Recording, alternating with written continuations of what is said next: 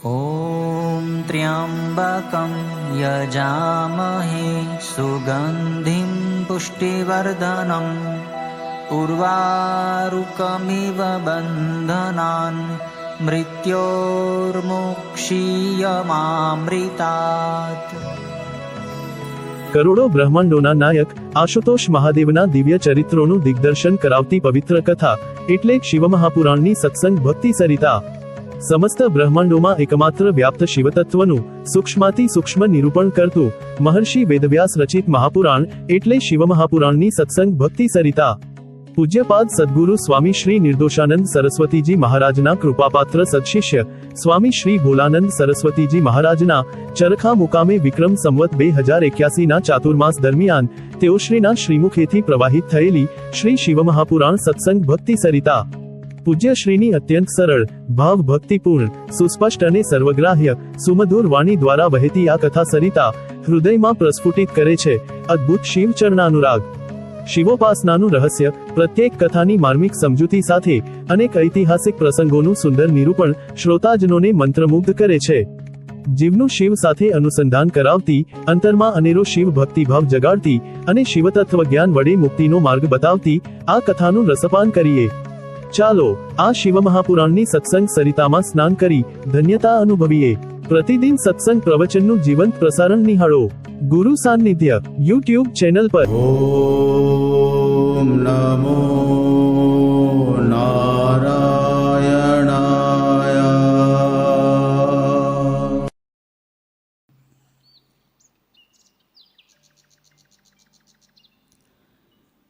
પરમાત્મા સદાશિવ તત્વ સ્વરૂપ છે. સૂક્ષ્મથી અતિ સૂક્ષ્મ તત્વ શિવ તત્વ છે. શિવથી વધારે સૂક્ષ્મ બીજું કોઈ તત્વ નથી અને શિવથી મહાન પણ બીજું કોઈ તત્વ નથી. શ્રુતિ પણ કહે છે કે અણુરણિયાન મહતો મહિયાન. શિવ અણુથી પણ સૂક્ષ્મ છે, પરમાણુથી પણ સૂક્ષ્મ છે. અને આ જગતમાં મોટામાં મોટી પણ જે વસ્તુ છે એનાથી પણ મોટા શિવ છે, નાનાથી નાના પણ શિવ છે. શિવ આદિ અને અંતથી રહિત છે. શિવનો ક્યાંય આદિ ભાગ નથી, ક્યાંય અંત ભાગ નથી. આપણે એમ ન કહી શકીએ કે અહીંયાથી શિવની શરૂઆત થઈ, અહીંયા શિવ પૂરા થયા. શિવનો કોઈ અંત નથી. શિવ અનંત તત્વ છે. એ શિવનું ચિંતન, શિવનું ધ્યાન મન, ચિત્ત અને બુદ્ધિથી પર છે. એટલે કે શિવનું ધ્યાન કરવું હોય, શિવનું તત્વજ્ઞાન પ્રાપ્ત કરવું હોય તો મન, બુદ્ધિને, ચિત્તને એક બાજુ મૂકવા પડે. કેમ કે શિવ મન અને બુદ્ધિની પકડમાં આવી શકતા નથી. જ્યાં સુધી જીવને દેહભાવ હોય ત્યાં સુધી એ દેહભાવની નિવૃત્તિ માટે તેને શાસ્ત્રો અને સંતો મહાત્માઓએ શિવના પૂજનનું, શિવની કથાના શ્રવણનું, શિવના કીર્તનનું સાધન બતાવ્યું છે. આપણે ગઈકાલે શિવપુરાણની કથામાં સાંભળ્યું કે શિવની પ્રાપ્તિ માટે, બંધનથી મુક્ત થવા માટે સાધકે, શિવ ભક્તોએ શિવની કથા સાંભળવી, શિવનું ધૂન કીર્તન કરવું, શિવનું સ્મરણ અને ધ્યાન કરવું.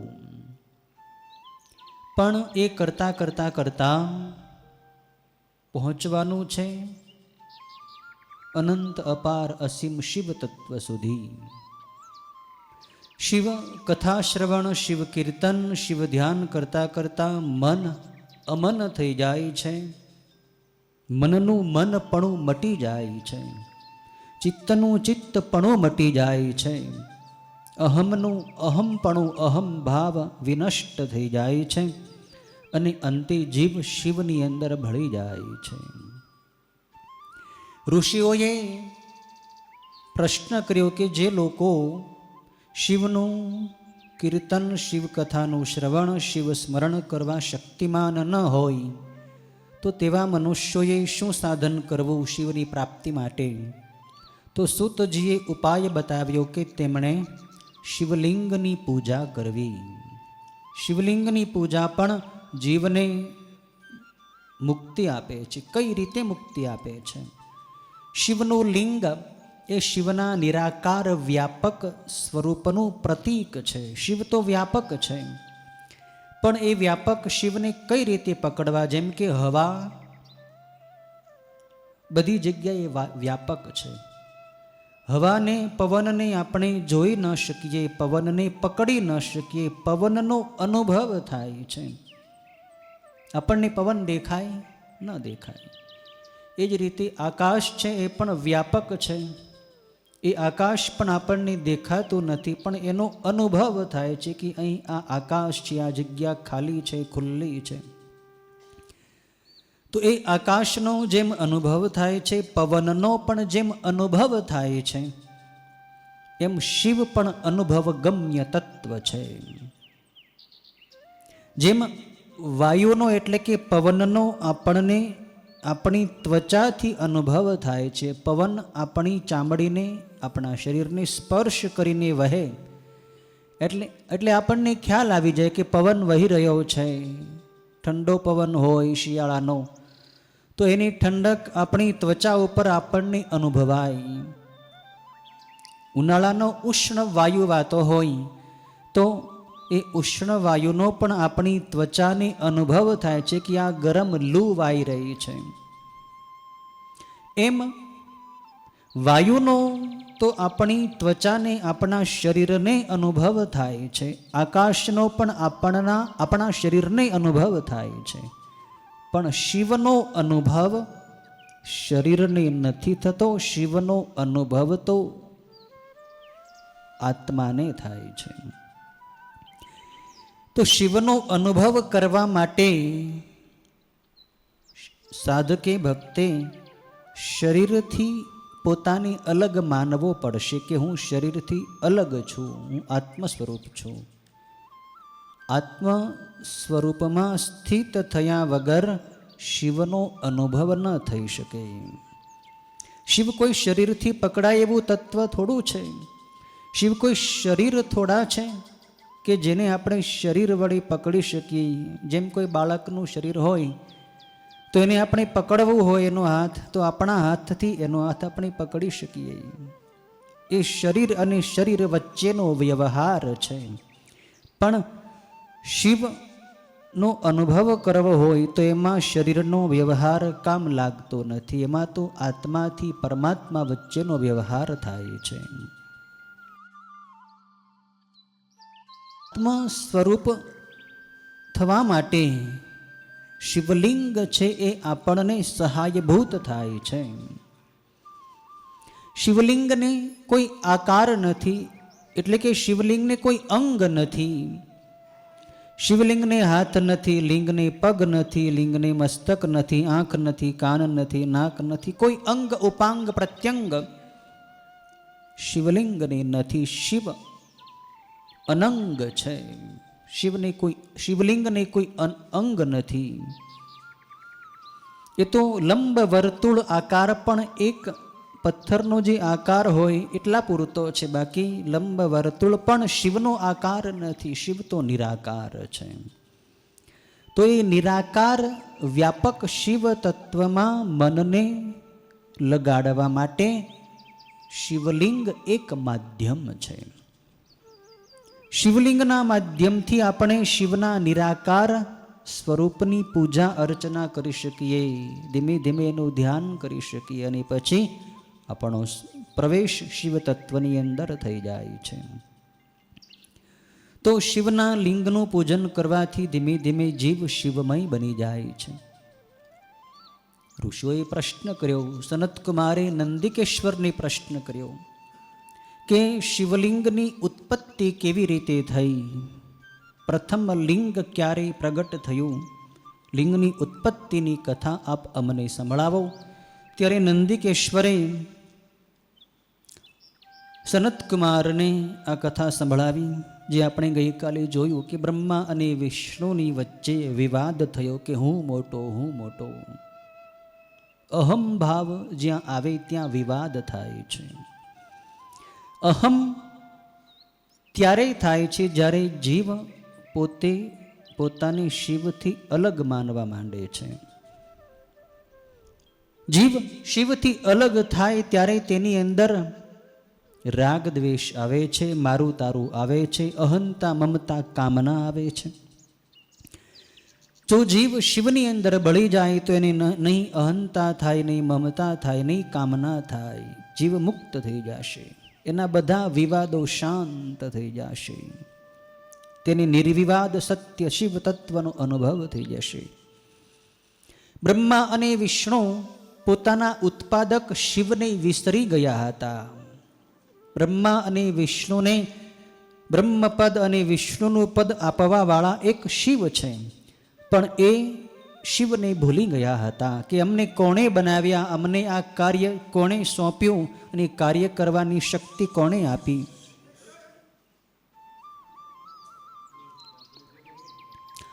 બ્રહ્મા અને વિષ્ણુ જ્યારે પોતાના મૂળને ભૂલી ગયા, શિવને ભૂલી ગયા, ત્યારે એની વચ્ચે વિવાદ થયો. જીવ જ્યારે શિવને ભૂલે છે ત્યારે એની અંદર વિવાદ થાય છે, એની વચ્ચે અશાંતિ થાય છે. શિવનું સ્મરણ અશાંતિનો અંત લાવે છે, શાંતિનો અનુભવ કરાવે છે. શિવનું સ્મરણ જીવને મુક્તિ અપાવે છે, જીવના દુર્ગુણોને ટાળી નાખે છે. બ્રહ્મા અને વિષ્ણુની અંદર આ ક્રોધ આવ્યો એટલે જ આવ્યો કે એ શિવને વિસરી ગયા, શિવનું વિસ્મરણ એમને થયું.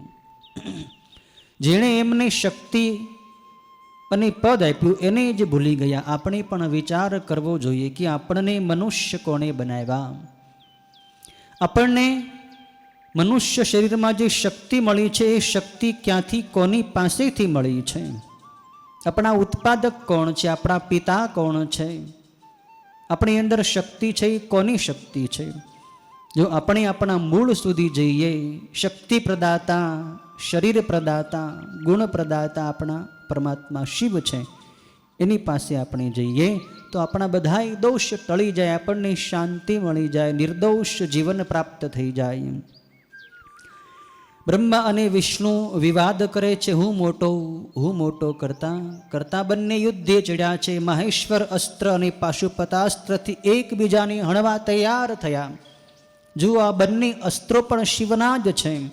મહેશ્વર અસ્ત્ર પણ શિવનું જ મહેશ્વર અસ્ત્ર છે, પાશુપતાસ્ત્ર પણ શિવનું જ અસ્ત્ર છે. ભયંકર અસ્ત્રો પરસ્પર ટકરાવા તૈયાર થયા છે. પરસ્પર જો બંને અસ્ત્રો ટકરાય તો અકાળે સૃષ્ટિનો વિનાશ થાય. પણ દેવતાઓ મહાદેવને શરણે ગયા, મહાદેવ બચાવો. આ બંને જગતના મહાન દેવો પરસ્પર યુદ્ધે ચડ્યા છે, જગતનો વિનાશ કરશે. એમનું અજ્ઞાન હવે પરાકાષ્ઠાએ પહોંચ્યું છે, એમનો ક્રોધ હવે પરાકાષ્ઠાએ પહોંચ્યો છે. આપ એમને અટકાવો. મહાદેવ એમને આશ્વાસન આપે છે અને પોતાના સૈન્યને સાથે લઈ પાર્વતી સહિત શિવ એ યુદ્ધ ભૂમિમાં પધારે છે. મહાદેવી જોયું કે બંને પરસ્પર યુદ્ધે ચડ્યા છે, ભયંકર ક્રોધથી બંને આક્રાંત થયા છે. આમને સમજાવવા જઈએ તો નહીં સમજે, બીજો કોઈ ઉપાય કરવો પડશે જેથી અત્યારે આ બંને અસ્ત્રો શાંત થઈ જાય અને પછી બ્રહ્મા અને વિષ્ણુ પરસ્પર એક થાય. શિવનું કામ એક કરવાનું છે. શિવનું કામ વિવાદનો અંત લાવવાનું છે. જ્યાં શિવ આવે છે ત્યાં વિવાદનો, ત્યાં સંઘર્ષનો અંત થઈ જાય છે, ત્યાં શાંતિ સ્થપાય છે. બ્રહ્મા અને વિષ્ણુના શસ્ત્રોની વચ્ચે ભગવાન મહાદેવ અગ્નિનો મોટો થાંભલો બનીને પ્રગટ થયા છે. યુદ્ધભૂમિમાં બંનેની વચ્ચે અગ્નિનો સ્તંભ પ્રગટ થયો છે. એ વિશાળ વિરાટ અગ્નિસ્તંભ હતો. એનો ઉપરનો છેડો પણ ગમે એટલી ઊંચી નજર નાખીએ છતાંય દેખાતો નહોતો. એનું નીચેનું મૂળ પણ દ્રષ્ટિગોચર થતું નહોતું. બ્રહ્મા અને વિષ્ણુએ વિચાર કર્યો કે આપણા બંનેની વચ્ચે આ ત્રીજું કોણ આવી ગયું? આ અગ્નિનો થાંભલો ક્યાંથી પ્રગટ થયો? આ છે કોણ? બંનેએ શસ્ત્રો નીચે મૂકી આ અગ્નિસ્તંભનો અંત લાવવાનું નક્કી કર્યું છે. વિષ્ણુ ભગવાને કહ્યું કે બ્રહ્માજી, આપણે બંને એક સાથે જો આ થાંભલાનો છેડો શોધવા જઈશું તો આનો એકેય છેડો આપણને મળશે નહીં. એટલે આપણે બંને અલગ અલગ જગ્યાએ જઈએ. તમે હંસનું રૂપ ધરીને આ થાંભલાના ઉપરના છેડાને શોધવા માટે જાઓ. હું વરાહનો એટલે કે ભૂંડનું સ્વરૂપ ધરીને પાતાળને ભેદીને નીચે પૃથ્વીને ફાડીને પાતાળમાં હું જઈશ અને આ થાંભલાનો નીચેનો છેડો, નીચેનું મૂળ હું શોધી લાવીશ. આપણા બંનેમાં જે કોઈ આનો છેડો શોધીને પહેલા પાછો આવશે તે આપણા બંનેમાં મોટો ગણાશે. આપણા બંનેના યુદ્ધનું કારણ તો એ જ છે ને કે આપણે એમ કહીએ છીએ કે હું મોટો, તમે કહો છો કે હું મોટો, હું કહું છું હું મોટો. તો જે આનો છેડો, આનો અંત શોધીને પહેલા પાછો આવી જાય એ મોટો ગણાશે. બંને પરસ્પર આવી મંત્રણા કરી અને બંને ઉપર નીચે જવા લાગ્યા. બ્રહ્માજી હંસ બનીને ઉપર જાય છે. વિષ્ણુ ભગવાન વરાહનું રૂપ ધરીને પાતાળને ભેદીને નીચે જાય છે. વર્ષોના વર્ષો સુધી ભગવાન વિષ્ણુ નીચે જતા રહ્યા, પણ લિંગનો મૂળ ભાગ, લિંગનો નીચેનો છેડો એમને પ્રાપ્ત થયો નહીં. એટલે થાકીને, હારીને વિષ્ણુ ભગવાન ત્યાંથી પાછા આવી ગયા છે. આ બાજુ ભગવાન વિષ્ણુ પાછા આવ્યા અને બ્રહ્માજી તો ઉપર હજી જતા જ જાય છે. બ્રહ્માજી હંસનું રૂપ ધરીને હજારો વર્ષો સુધી ઉપર ઉડતા રહ્યા, પણ લિંગનો, આ થાંભલાનો ઉપરનો છેડો એને મળતો નથી. પણ વચ્ચે જ્યારે બ્રહ્માજી ઉપર જતા હતા ત્યારે વચ્ચે એને એક કેવડાનું પુષ્પ ઉપરથી નીચે ખરતું હોય, નીચે પડતું હોય એવું દેખાણું. એટલે બ્રહ્માજીએ એક કેવડાના, એક કેતકીના પુષ્પને હાથમાં ખોબામાં પકડી લીધું છે. બ્રહ્માજીએ એક કેતકીના પુષ્પને પકડીને પૂછ્યું કે હે પુષ્પરાજ કેતકી, તું પુષ્પોનો રાજા છો, મને બતાવ કે તું ક્યાંથી ઉપરથી આવે છો, કેટલેક ઉપરથી તું આવી રહ્યું છે અને તું નીચે કેમ પડ્યું છે, તું ક્યાં હતું?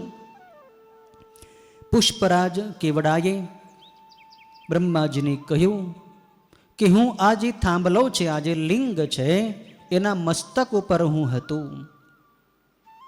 બ્રહ્માજી પૂછે છે કે તો તું નીચે કઈ રીતે પડ્યું? કેવડાનું પુષ્પ કહે છે કે બ્રહ્મા અને વિષ્ણુ નામના જે બે દેવો છે એ બંને દેવોએ એવું નક્કી કર્યું કે આ થાંભલાનો છેડો અમે શોધીએ, શોધવા માટે ઉપર નીચે અમે જઈએ. આવી પરસ્પર એમણે મંત્રણા કરી, આવો વિચાર કર્યો, આવું નક્કી કર્યું. એટલે મહાદેવને થોડુંક હસવું આવ્યું. મહાદેવને હસવું એટલા માટે આવ્યું કે આ લોકો મને સમજી શકતા નથી. હું તો અનંત છું, મારો ક્યાંય છેડો હોય ખરો? મારો ક્યાંય અંત હોય ખરો? હું તો અનંત છું, પણ આ બ્રહ્મા અને વિષ્ણુને અજ્ઞાન આવી ગયું છે. એટલે મારો અંત શોધવા જાય છે, મારું મૂળ શોધવા જાય છે. ખરેખર આ એનું અજ્ઞાન છે. બ્રહ્મા અને વિષ્ણુની અજ્ઞાનતાને કારણે શિવને હસવું આવ્યું. શિવ હસ્યા એટલે એમનું મસ્તક હલ્યું, અને મસ્તક હલ્યું એટલે મસ્તકની ઉપર હું એમની ઉપર ચડેલું હતું, હું ત્યાંથી નીચે ખર્યો છું. હું પણ હજારો વર્ષોથી નીચે ખરી રહ્યો છું, પણ હજી આનો અંત આવતો નથી. બ્રહ્માજી, મારી તમને એક ખાસ હિતકારી સલાહ છે કે તમે આ થાંભલાનો છેડો શોધવાનું માંડી વાળો. ગમે એટલા વર્ષો સુધી, આખી જિંદગી સુધી તમે ઉપર જતા જશો તોય આ સ્તંભનો અંત નહીં આવે. આ સ્તંભ અનંત છે. તમે પાછા ફરો. બ્રહ્માજીને લાગ્યું કે વાત છે તો સાચી, પાછા ફરવું એ જ હિતાવહ છે, પણ વિષ્ણુને મારે કંઈક કહેવું પડશે કે હું આ લિંગનો, આ થાંભલાનો છેડો શોધીને આવ્યો છું. એટલે એણે કેવડાના પુષ્પને ખોટી સલાહ આપી કે હે કેતકીના પુષ્પ, તું મારો મિત્ર છે. થોડીક આપણે ચર્ચા કરી, થોડોક આપણે સંવાદ કર્યો, એટલે આપણા બંનેની વચ્ચે મિત્રતા થઈ ગઈ છે. કોઈ બે માણસો હોય એ 7 પગલાએ જો સાથે ચાલે તો એ બંનેની વચ્ચે મિત્રતા થઈ જાય છે. એમ આપણે થોડોક સમય સાથે રહ્યા એટલે તું મારો મિત્ર છે. ને મિત્રનું કામ કરવું જોઈએ. તારે એક મારું કામ કરવાનું છે. કેવડાનું પુષ્પ કહે, શું કામ છે બોલો? બ્રહ્માજી કહે, તારે વિષ્ણુ ભગવાનની પાસે જઈને આપણે બંને નીચે જશું, ભગવાન વિષ્ણુ ત્યાં હશે ત્યારે વિષ્ણુ ભગવાનને કહેવાનું છે કે આ બ્રહ્માજી આ થાંભલાનો ઉપરનો છેડો શોધી લીધો છે અને એનો હું સાક્ષી છું. ક્યારેક સંકટ આવે, ક્યારેક મુશ્કેલી આવે, ત્યારે થોડુંક ખોટું બોલવું જોઈએ, એમાં કાંઈ વાંધો નહીં, એમાં કાંઈ દોષ લાગે નહીં.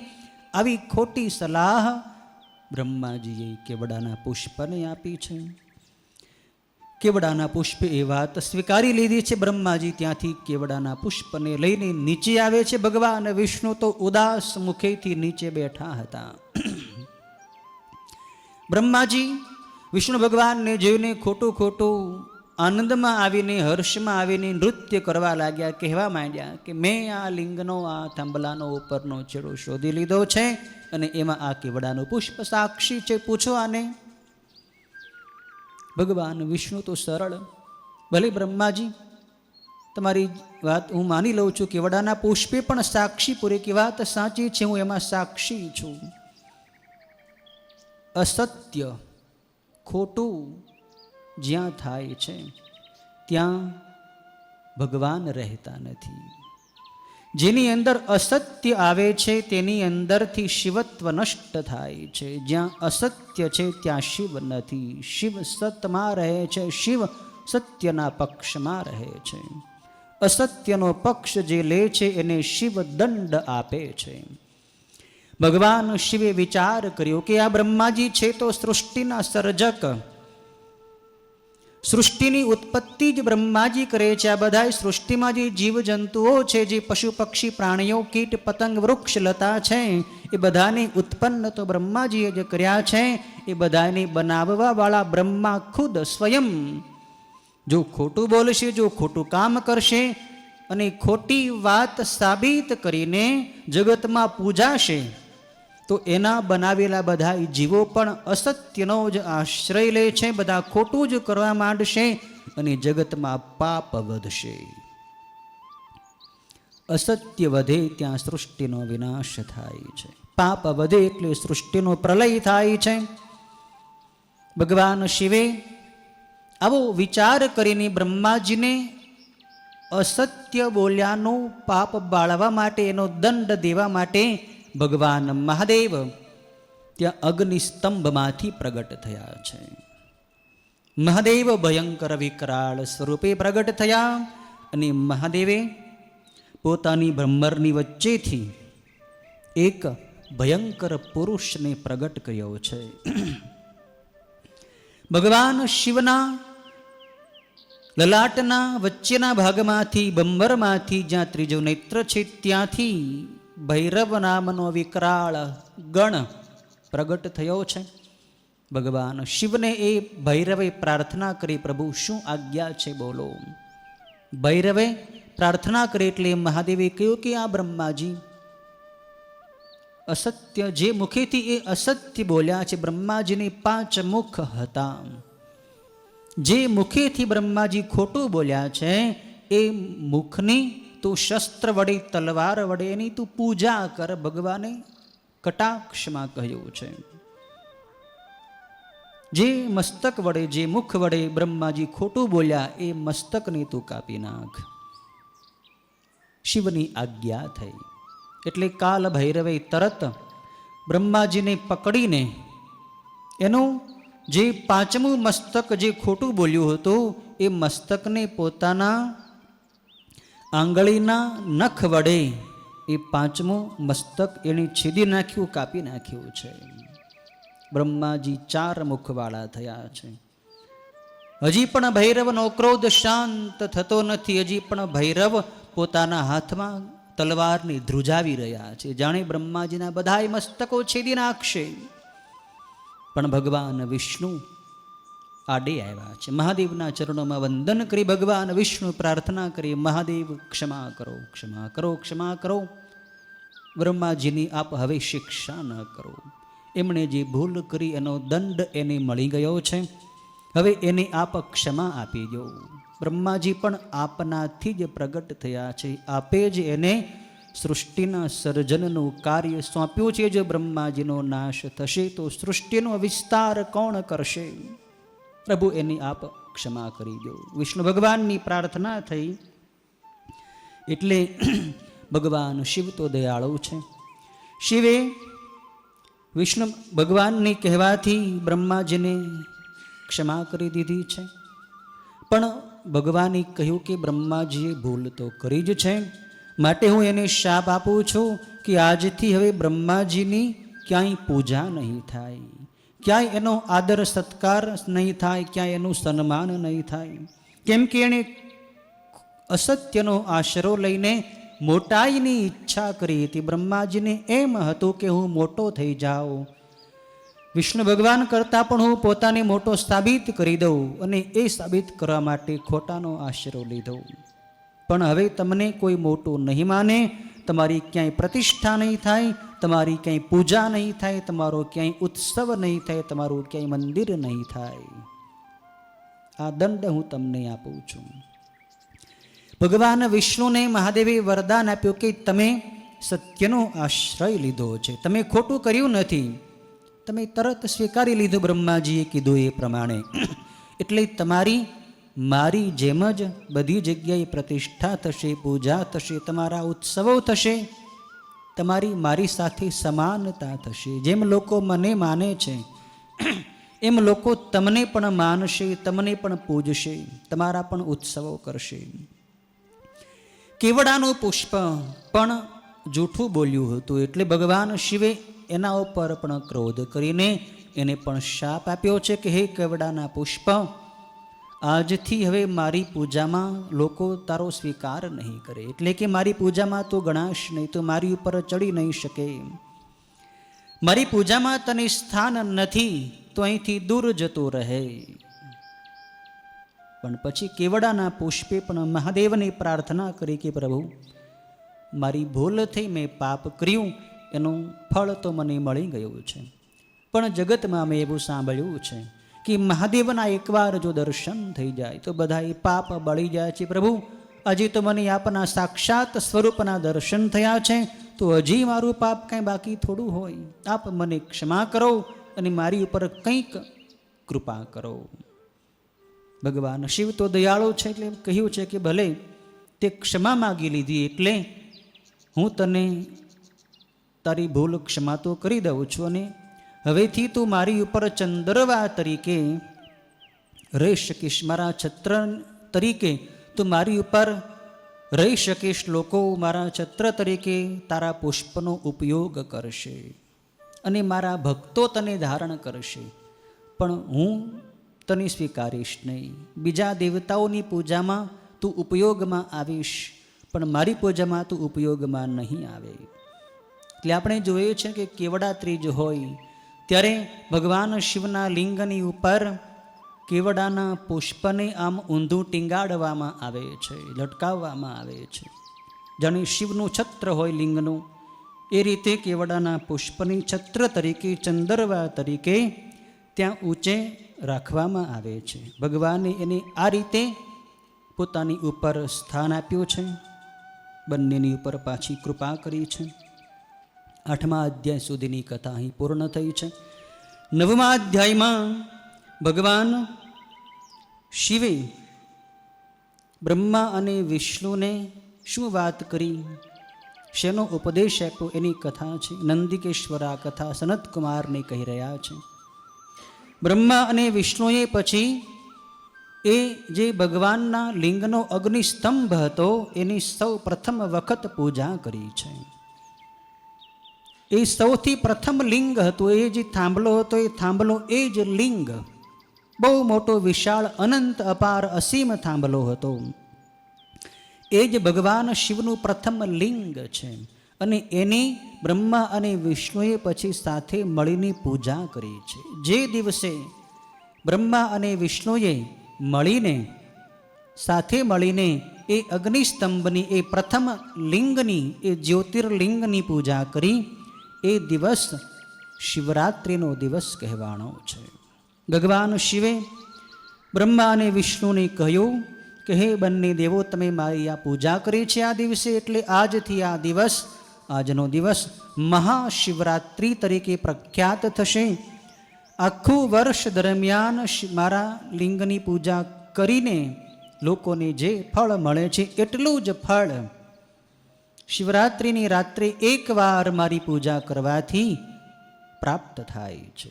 શિવરાત્રિની રાત્રે એકવાર પૂજા કરો તો આખા વર્ષની શિવ પૂજાનું ફળ તમને પ્રાપ્ત થઈ જાય છે. આટલો બધો શિવરાત્રિનો મહિમા છે. શિવની રાત્રિ એ ખરેખર તો અંતર્મુખ થવા માટેની રાત્રિ છે. શિવનું પૂજન રાત્રે થાય છે. શા માટે?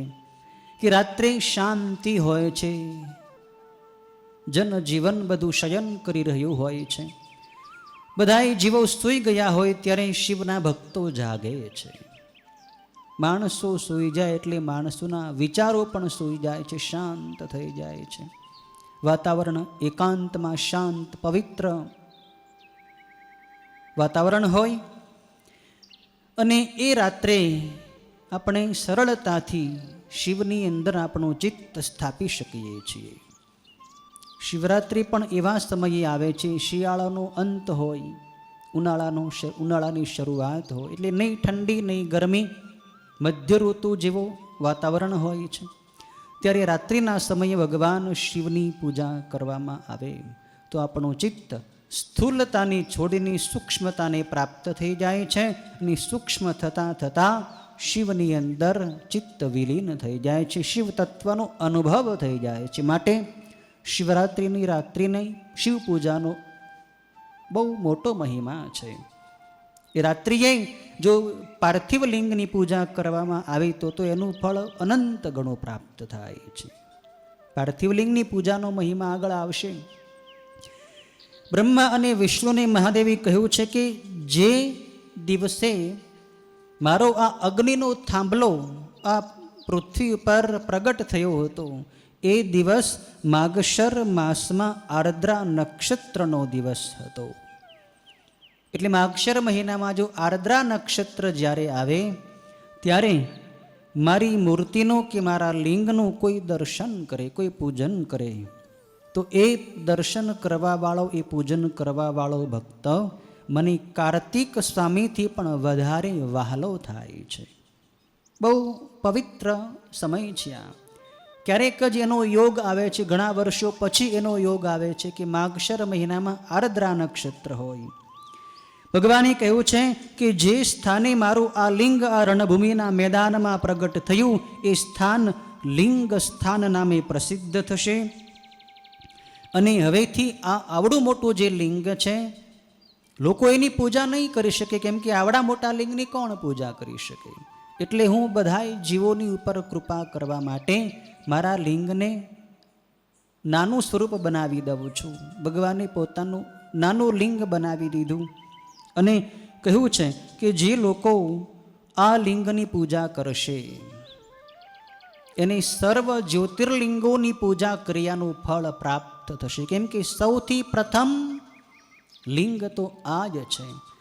બાકી બીજા બધા જે જ્યોતિર્લિંગો છે જેમ કે સોમનાથ, મલ્લિકાર્જુન, એ બધાય પછીથી પ્રગટ થયા છે. પણ સૌથી પ્રથમ લિંગ તો આ જ લિંગ જે બ્રહ્મા અને વિષ્ણુના રણ મેદાનમાં પ્રગટ થયું. એ લિંગને ભગવાને અરુણાચલ નામ આપ્યું છે. અરુણ એટલે અગ્નિ, અચલ અગ્નિ, સ્થિર અગ્નિ એટલે અરુણાચલ. આ અરુણાચલ નામનો મોટો પર્વત છે. તમે તમિલનાડુમાં જાવ ને તો ત્યાં અરુણાચલ મોટો પર્વત છે અને એ પર્વત ઉપર આ અરુણાચલેશ્વર મહાદેવનું ભવ્યાતિ ભવ્ય અત્યંત મોટું વિશાળ બૃહદ આકારનું બહુ મોટું શિવાલય આજે પણ છે. હજારોની સંખ્યામાં શ્રદ્ધાળુ શિવ ભક્તો ત્યાં દર્શને જાય છે. ચારેય દિશામાં એના ચાર મોટા મોટા શિખરબંધ મંદિર જેવા એના મોટા પ્રવેશ દ્વારો છે, દરવાજાઓ છે. દરવાજાને જોતા જ આપણને એમ લાગે કે આ દરવાજા જ જાણે મોટું શિવાલય છે. એવડા મોટા વિશાળ સૂક્ષ્મ અત્યંત ઝીણી ઝીણી કલા કારીગરીથી એ પ્રવેશ દ્વારો શોભી રહ્યા છે. અરુણાચલેશ્વર મહાદેવના દર્શનનો બહુ મોટો મહિમા છે. એ અરુણાચલ પર્વત જે છે એ પર્વત જ આમ તો સૌથી પ્રથમ આ જે થાંભલો પ્રગટ થયો એ પર્વત આકારનો જ એ થાંભલો હતો. એ પર્વત આજે પણ છે અને એ પર્વતની પ્રદક્ષિણા થાય છે. પ્રદક્ષિણા કરવાથી આખા બ્રહ્માંડની પ્રદક્ષિણા ક્રિયાનું ફળ પ્રાપ્ત થાય છે. અહીંયા ભગવાન કહે છે કે અહીંયા આ અરુણાચલ નામનું જે મારું શિવલિંગ મેં બનાવ્યું છે એની લોકો પૂજા કરશે અને ભોગ અને મોક્ષ પ્રાપ્ત કરી લેશે. બધા તીર્થો કરતાં આ તીર્થ સર્વશ્રેષ્ઠ થશે અને અહીંયા બહુ મોટા ઉત્સવો થશે, અહીં રથયાત્રાઓ થશે. પછી તો ભગવાન મહાદેવે બ્રહ્મા અને વિષ્ણુના યુદ્ધ વખતે એમનું જે સૈન્ય, એમની સેનાના જે સૈનિકો મૃત્યુ પામ્યા હતા એમને ભગવાને અમૃતની વૃષ્ટિ કરીને એને પાછા સજીવન કર્યા છે. પછી ભગવાને એમને કહ્યું છે બ્રહ્મા અને વિષ્ણુને કે મારા આ બે સ્વરૂપ છે, સકલ અને નિષ્કલ. સકલ એટલે આકારવાળું, જે મારા બે હાથ છે, બે પગ છે, ત્રણ નેત્રો છે, જટા છે, આવો જે ભગવાનનું દેખાઈ શકે આકારવાળું સ્વરૂપ એ સકલ સ્વરૂપ કહેવાય છે. નિરાકાર સ્વરૂપ એ શિવલિંગ છે અને એ બંને મારા સ્વરૂપો છે અને હું જ તમારા બંનેનો ઈશ્વર છું. બાકી બીજા કોઈના આવા બે સ્વરૂપ નથી. બીજા બધાય તમે દેવો છો એ માત્ર આકારવાળા છો, નિષ્કલ રૂપ કોઈ દેવતાનું નથી. એટલે તમારે ખરેખર મારી પૂજા કરવાની છે.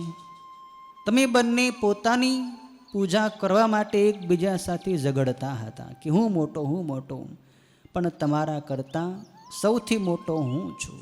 માટે તમે આ જ્ઞાનને હવે પ્રાપ્ત કરી લો, અજ્ઞાનને દૂર કરો અને મારી પૂજા કરો. તમે મને ભૂલી ગયા હતા માટે જ તમારી અંદર ક્રોધ આવ્યો, અજ્ઞાન આવ્યું, અહંકાર આવ્યો છે.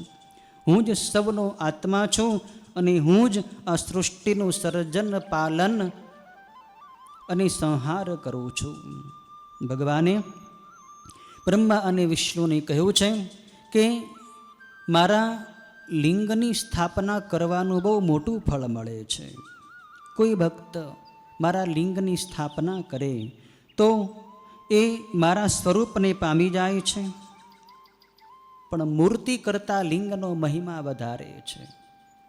જ્યાં મૂર્તિ હોય તો એ સ્થાન તીર્થક્ષેત્ર કહેવાતું નથી, પણ જ્યાં શિવલિંગ હોય તો એ સ્થાન તીર્થક્ષેત્ર કહેવાય છે. જે મંદિરની અંદર માત્ર શિવની મૂર્તિ હોય તો એ તીર્થ ન ગણાય, પણ જ્યાં મંદિરમાં શિવલિંગ હોય તો એ તીર્થક્ષેત્ર કહેવાય છે. લિંગની સ્થાપનાનું બહુ મોટું ફળ છે. તમે શિવાલય બનાવો સુંદર મજાનું અને એ શિવાલયની અંદર શિવલિંગની પ્રતિષ્ઠા કરો તો આખા જગતની પ્રતિષ્ઠા તમે કરી હોય એટલું બધું ફળ મળે છે. કેમ કે શિવલિંગ સર્વ વિશ્વમય છે, સર્વદેવમય છે.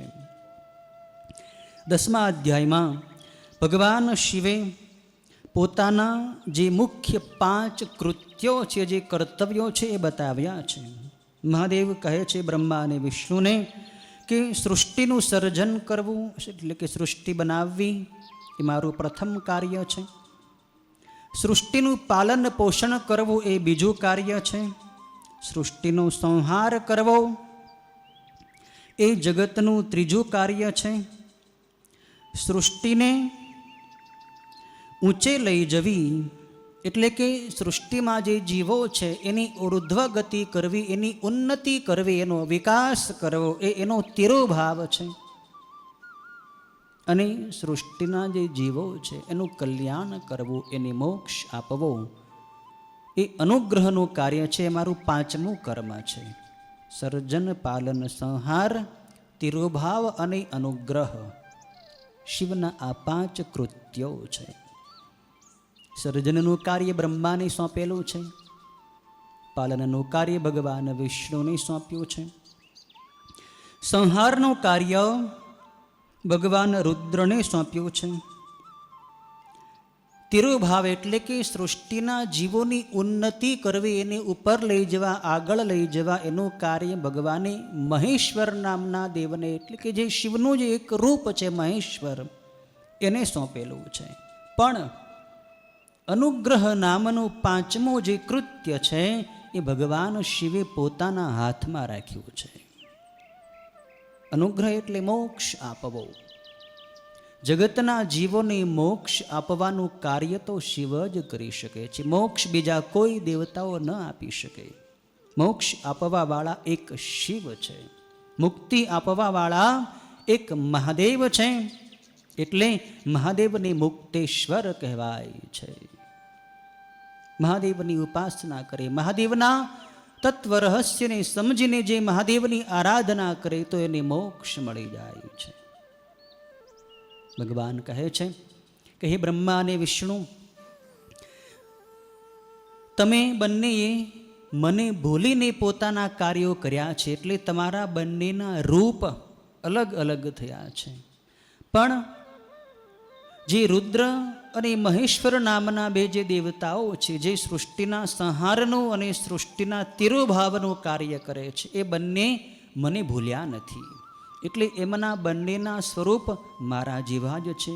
રુદ્રનું રૂપ પણ મારા જેવું જ છે, મહેશ્વરનું રૂપ પણ મારા જેવું જ છે. પણ તમારા બંનેના રૂપ અલગ અલગ થયા, કારણ તમે મને ભૂલી ગયા હતા. માટે હવેથી તમે મને ભૂલશો નહીં. હવેથી તમે મને યાદ રાખીને તમારું જે કાર્ય છે સર્જન અને પાલનનું, એ કર્યા કરશો તો તમને અજ્ઞાન નહીં થાય, તમને અહંકાર નહીં થાય. પછી મહાદેવે એ બંનેને એટલે કે બ્રહ્મા અને વિષ્ણુને પ્રણવ મંત્રનો એટલે કે ઓમકાર મંત્રની દીક્ષા આપી છે. મહાદેવ ગુરુ બન્યા છે, બ્રહ્મા અને વિષ્ણુને શિષ્ય બનાવ્યા છે. બ્રહ્મા અને વિષ્ણુએ ઉત્તર દિશા તરફ મુખ રાખ્યું છે. મહાદેવે એમના બંનેની આગળ એક વસ્ત્રનો આડો પડદો રાખીને, જેમ દીક્ષા આપતી વખતે સદગુરુ પોતાના શિષ્યના મસ્તક ઉપર હાથ મૂકે અને શક્તિપાત દીક્ષા આપે, એ જ રીતે ભગવાન મહાદેવે સદગુરુ બનીને બ્રહ્મા અને વિષ્ણુના મસ્તક ઉપર હાથ મૂક્યો છે અને એમને પ્રણવ મંત્ર એટલે ઓમકાર મંત્રનું 3 વખત ઉચ્ચારણ કરાવ્યું છે. ઓમકાર મંત્ર વડે એમના ચિત્તને સૂક્ષ્મ કરી એમને શક્તિપાત કર્યો છે, એમને દીક્ષા આપી છે. પ્રણવ મંત્રની, ઓમકાર મંત્રની દીક્ષા આપી છે. બ્રહ્મા અને વિષ્ણુએ એ દીક્ષા ગ્રહણ કરી છે. અને પછી મહાદેવે આ પ્રણવ મંત્રનો જપ કરવાની બ્રહ્મા અને વિષ્ણુને આજ્ઞા આપી છે કે હે બ્રહ્મા અને વિષ્ણુ, તમે નિત્ય નિરંતર આ ઓમકાર મંત્રનો જપ કરજો. ઓમ બોલતા બોલતા તમારું મન શાંત થઈ જશે. કોઈ પણ જીવ હોય, ઓમ મંત્ર બોલે ને એનું મન શાંત થઈ જાય. ઓમ સૂક્ષ્મ મંત્ર છે, બધાથી મોટામાં મોટો પણ મંત્ર ઓમ છે. નાનામાં નાનો મંત્ર પણ ઓમ છે. ઓમકાર એ સંન્યાસીઓનું ગુપ્ત ધન છે. સંન્યાસી હોય, વિરક્ત સંતો મહાત્માઓ હોય, એ ઓમકાર મંત્રથી જ બધી ક્રિયાઓ કરે છે. ઓમ મંત્ર બોલીને ભિક્ષા કરે, ઓમ મંત્ર બોલીને જળ પીવે, ઓમ બોલીને જ એ ભગવાનના લિંગ ઉપર જળ ચડાવે, ઓમથી જ બિલીપત્ર. સંન્યાસીઓને વેદના કે અન્ય શાસ્ત્રોના મંત્રો બોલવાની કોઈ આવશ્યકતા નથી, કોઈ સ્તોત્ર બોલવાની પણ જરૂર નથી. સંન્યાસીનો મૂળ મંત્ર જ ઓમ. ત્યાગ માર્ગની દીક્ષામાં પણ ઓમકાર મંત્રની જ દીક્ષા આપવામાં આવે છે. ઓમકાર એ હાથી પગો છે. જેમ હાથીના પગલાથી મોટું પગલું બીજા કોઈ પણ પ્રાણીનું નથી હોતું, મોટામાં મોટું પગલું હોય તો હાથીનું પગલું. એમ ઓમકાર મંત્ર સૌથી મોટામાં મોટો છે. એની અંદર બધાય મંત્રો સમાઈ જાય છે. ઓમ નમઃ શિવાય મંત્ર પણ ઓમમાંથી પ્રગટ થયો છે. ભગવાન શિવ કહે છે કે ત્રિપદા ગાયત્રી મંત્ર ઓમ ભૂર્ભુવસ્વ ઓમ તત્સવિતુર્વરેણ્યમ ભર્ગો દેવસ્ય ધીમહિ ધિયો યો નઃ પ્રચોદયાત. આ ગાયત્રી મંત્ર પણ ઓમમાંથી જ પ્રગટ થયો છે. ઓમ બધા મંત્રોનું મૂળ છે. ઓમ બધા વેદોનું પણ મૂળ છે. ઓમમાંથી જ બધા વેદો પ્રગટ્યા છે. ઓમમાંથી જ બધી ભાષાઓ પ્રગટ થઈ છે. ઓમ બધાનું મૂળ છે. એટલે ઓમકાર મંત્રનો અત્યંત મહિમા છે. ઓમ મંત્ર બોલવાવાળાના બધાય પાપ બળીને ભસ્મ થાય છે. ઓમકાર મંત્રથી અને પંચાક્ષર ઓમ નમઃ શિવાય મંત્રથી કોઈ મારા લિંગનું પૂજન કરે અને મારી લિંગની પ્રતિષ્ઠા કરે તો એ મારા પદને પ્રાપ્ત થાય, એટલે કે એને શિવ પદ પ્રાપ્ત થઈ જાય છે. શિવના ધામમાં જવું હોય, શિવ સ્વરૂપનું જ્ઞાન પ્રાપ્ત કરવું હોય તો નિત્ય ઓમનો જપ કરો. ઓમનો જપ બધાય કરી શકે છે. ભાઈઓ બહેનો, વૃદ્ધો, યુવાનો, બાળકો બધાય લોકો ઓમનો જપ કરી શકે છે. ઓમ નમઃ શિવાય મંત્રનો જપ પણ બધા કરી શકે છે. આગળ આવશે. ઘણા લોકો પ્રશ્ન કરતા હોય છે કે ઓમ નમઃ શિવાય મંત્ર અમારે બોલાય કે ન બોલાય? ઓમ નમઃ શિવાય મંત્ર કોઈ ગુરુ પાસેથી અમને મળ્યો ન હોય, ગુરુજીએ એ મંત્રની દીક્ષા આપણને આપી ન હોય તો આનો જપ થઈ શકે કે ન થઈ શકે? આવો પ્રશ્ન જો તમને થતો હોય તો એનો ઉત્તર એ છે કે થઈ શકે છે. ભલે તમને ગુરુજીએ આ મંત્ર આપ્યો હોય કે ન આપ્યો હોય, તમે ઓમ નમઃ શિવાય મંત્રનો જપ કરી શકો છો. આ મંત્ર ખુલ્લો મંત્ર છે. આ મંત્ર જાગૃત મંત્ર છે. આ ક્યારેય સૂતો નથી. આગળ વાયવીય સંહિતામાં પણ એ વાત આવશે. શિવપુરાણના અંતમાં શિવ અને પાર્વતીમાના સંવાદમાં આવશે કે ઓમ નમઃ શિવાય મંત્ર બધા માટે ખુલ્લો છે. રાત્રે પણ જપી શકાય, દિવસે પણ જપી શકાય. ગુરુ પાસેથી લીધો હોય તો પણ જપી શકાય, ગુરુ પાસેથી ન લીધો હોય તો પણ તમને જ્યાંથી સાંભળવા મળ્યો હોય કે વાંચવામાં આવ્યો હોય તો એ તમે તમારી રીતે આ જપ ચાલુ કરી દો. મંત્ર એટલો મહાન છે કે બધાએ પાપને બાળી નાખે છે. એમાં પવિત્રતા અપવિત્રતાનો વિચાર કરવાની જરૂર નથી. આમાં સૂતકનો કોઈ આભડછેટ રાખવાની જરૂર નથી. સૂતક હોય ન હોય એનો કોઈ દોષ આ મંત્ર જપમાં લાગુ પડતો નથી. આગળ શિવપુરાણમાં આવશે કે શિવની પૂજા કરવાવાળા અનન્ય શિવ ભક્તને જે ભક્તો શિવને પોતાના ઈષ્ટદેવ માને છે એમને કોઈ પણ પ્રકારનું સૂતક લાગતું નથી. એના ઘરમાં કોઈ બાળકનો જન્મ થાય અથવા ઘરમાં કોઈનું મૃત્યુ થાય, એના પરિવારમાં એના નજીકના સગા સંબંધીઓમાં કોઈનું જન્મ કે કોઈનું મૃત્યુ થાય તો પણ જે શિવનો જ ભક્ત છે, શિવનો જ ઉપાસક છે, એની કોઈ દોષ, કોઈ સૂતક, કોઈ આભડછેટ લાગતો નથી. એ સદાય પવિત્ર રહે છે. કોઈ પણ કર્મ, કોઈ પણ ઘટના, કોઈ પણ પરિસ્થિતિ અનન્ય શિવ ભક્તને દૂષિત કરી શકતી નથી. માટે શંકા રાખ્યા વગર નિત્ય અહર્નિશ તમારું નિત્ય કર્મ જે હોય એ પ્રમાણે રોજ શિવની પૂજા કરો જ. શિવાલયમાં આવો, શિવના દર્શન કરો, શિવનું પૂજન કરો, શિવને વંદન કરો, કરી શકો છો. હા, તમે જો શિવને ઈષ્ટદેવ ન માનતા હો, અન્ય કોઈ દેવી દેવતાના તમે ઉપાસક હો તો તમને આ બળછેટ કે સૂતક લાગે એ વાત અલગ છે. પણ શિવના ભક્તની સૂતક નડતો નથી.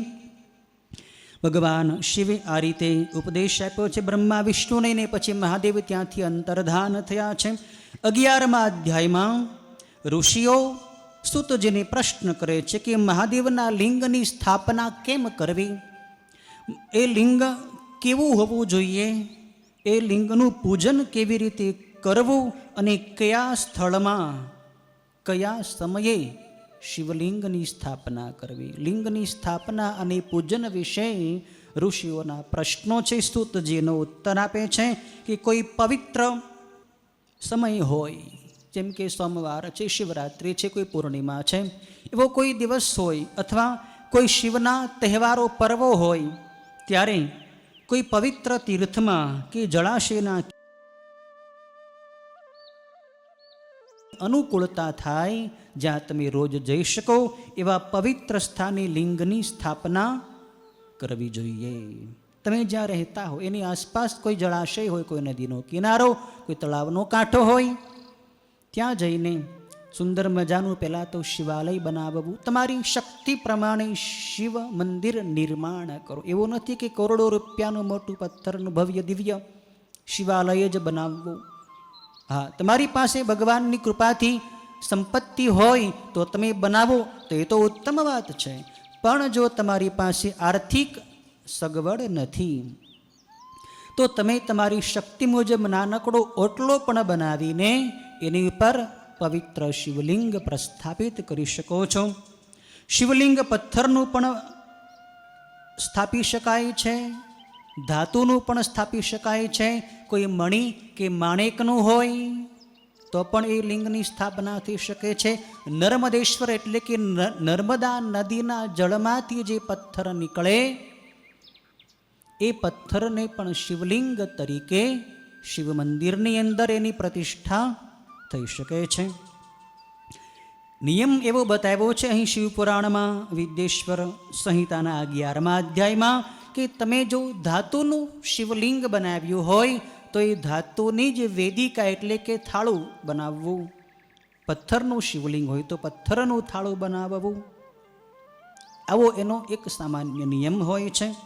બાકી જો તમારે તમારા ઘરે શિવલિંગની પૂજા કરવી હોય, ઘરમાં શિવલિંગ રાખવો એટલે કે જે હરતું ફરતું ચર લિંગ ઘરમાં પૂજવું હોય તો એ નાનકડું લિંગ રાખવું એટલે કે એક વેંત જેટલું, અંદાજે 6 થી 7, 7.5 ઇંચ જેટલી ઊંચાઈનું શિવલિંગ તમે ઘરમાં રાખીને એની પૂજા કરી શકો છો. પણ જો તમે મોટું શિવાલય બનાવો તો એ શિવાલયમાં જે શિવલિંગ પધરાવવાનું હોય તો એ શિવલિંગ મોટું હોવું જોઈએ. એના ગર્ભગૃહના માપ પ્રમાણે શિલ્પશાસ્ત્રમાં શિવલિંગના માપ અલગ અલગ બતાવ્યા છે.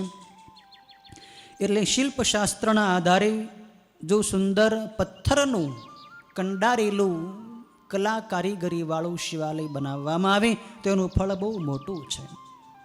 જેમ જેમ શિવાલય બનાવવાનો મહિમા સ્કંદ પુરાણમાં પણ આવ્યો છે. એમ લખ્યું છે કે માટીનું શિવાલય બનાવો તો એનું સામાન્ય ફળ મળે છે. ઈંટનું, સિમેન્ટનું કે ચૂનાનું તમે શિવાલય બનાવો તો એનાથી વધારે ફળ મળે છે. પણ કોઈ મજબૂત પથ્થરનું જેમ કે આરસ પહાણ હોય કે અન્ય મોટા મજબૂત પથ્થર હોય એનું તમે શિવાલય બનાવો તો બહુ મોટું એનું ફળ મળે છે. એમ લખ્યું છે સ્કંદ પુરાણમાં કે જ્યાં શિવાલય બનતું હોય તો એ શિવાલયમાં તમે એક પરમાણુનું જો દાન કરો તો 1 કરોડ કલ્પ સુધી તમારો શિવલોકની અંદર વાસ થાય. એક પરમાણુ એટલે કેટલો થયો? એક રેતીનો કાંકરો હોય ને એમાં કેટલા બધા અણુ હોય અને એ એક અણુની અંદર પણ કેટલાય સૂક્ષ્મ સૂક્ષ્મ સૂક્ષ્મ પરમાણુ હોય છે.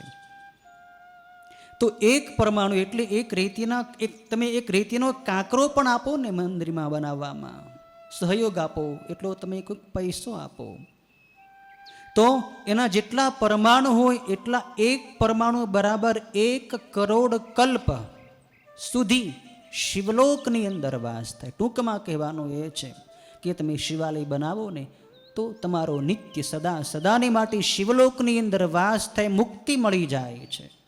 આટલું બધું અદ્ભુત ફળ શિવાલય બનાવવાનું શાસ્ત્રોની અંદર લખેલું છે. એમ પણ લખેલું છે કે જ્યાં જીર્ણ શિવાલય હોય, કોઈ મંદિરમાં ભગવાનનું લિંગ બિરાજમાન છે પણ જીર્ણ થઈ ગયું, જૂનું થઈ ગયું છે, તો એ જૂના શિવાલયનો જીર્ણોદ્ધાર કરાવો, એનું રિપેરિંગ કરાવો, એની મરામત કરાવો તો 2 નવા શિવાલય બનાવ્યા જેટલું ફળ મળે છે. એટલે કે નવું શિવાલય બનાવવા કરતાં જૂના શિવાલયનો જીર્ણોદ્ધાર કરાવવાનું બેવડું ડબલ પુણ્ય મળે છે. એટલે શિવાલય ગામમાં હોય તેનો જીર્ણોદ્ધાર તો પહેલાં કરાવવો. નવું શિવાલય બનાવો એ તો ઉત્તમ વાત છે જ, પણ જૂના શિવાલયને પણ સાચવવું, એનું સંવર્ધન, એનું સંરક્ષણ કરવું, એનું મહાન પુણ્ય બતાવ્યું છે. અહીંયા એમ લખેલું છે કે ભગવાન શિવના મંદિરમાં તમારી શક્તિ પ્રમાણે નવરત્નો, નીલમ, માણેક, વૈદુર્ય, શ્યામ, મરકત, મોતી, પરવાળા, ગોમેદ અને વજ્ર નામે જે નવરત્નો છે એ નવરત્નો ગર્ભગૃહના મધ્ય ભાગમાં શિવલિંગની નીચે પધરાવવા. શિવલિંગની સ્થાપના ઓમકાર મંત્રથી કરવી. જ્યારે લિંગને ગર્ભગૃહની અંદર પધરાવવામાં આવે ત્યારે પધરાવતી વખતે જે સંતો મહાત્માઓ, પવિત્ર ઋષિઓ મુનિઓ એના હાથે શિવલિંગ પધરાવવું. અને સંતો મહાત્માઓએ અથવા પવિત્ર બ્રાહ્મણોએ ઓમ મંત્ર બોલીને, એટલે કે ઓમ મંત્ર બોલવાથી આપણું ચિત્ત શાંત થઈ જાય છે. આપણું ચિત્ત ભગવાન શિવની અંદર સ્થિર થાય છે. શિવની શક્તિની સાથે આપણું જોડાણ થઈ જાય. આપણી અંદર શિવની ઉર્જા, શિવની ચેતનાનો આવિર્ભાવ થાય અને આપણી અંદરથી, આપણા હાથેથી એ ચેતના, એ ઉર્જા, એ શક્તિ શિવલિંગની અંદર પ્રસ્થાપિત થાય. એટલે એ શિવલિંગ તેજસ્વી બની જાય છે. આ આખી યોગિક ક્રિયા છે.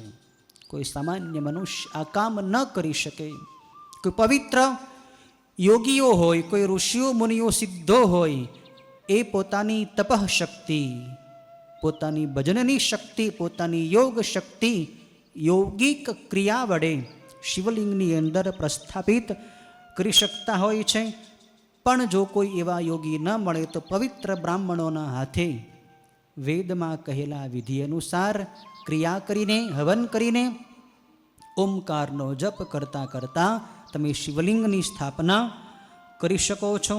અને એ શિવલિંગની પૂજાના તો અનેક પ્રકારો છે. પંચોપચાર, ષોડશોપચાર, એકાદશ ઉપચાર, 56 ઉપચાર, જેટલી તમારી પાસે સામગ્રી હોય એટલી સામગ્રીથી તમે શિવલિંગની પૂજા કરી શકો છો. મંત્રો પણ અલગ અલગ ગણાય છે. સદ્યો જાતમ પ્રપદ્યામિ, સદ્યો જાતાય વૈ નમો નમઃ, ભવે ભવે નાતિ ભવે ભવસ્વમામ, ભવોદ ભવાય નમઃ. આ જે ભગવાન શિવના પંચવક્ત્ર સ્વરૂપના 5 મંત્રો છે, શિવના 5 મુખ છે.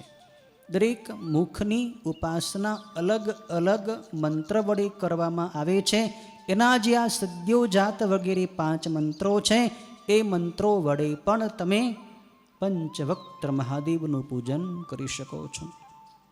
આગળ સૂતજી બતાવે છે કે શિવાલય હોય એ શિવ તીર્થ ગણાય છે, શિવ ક્ષેત્ર ગણાય છે.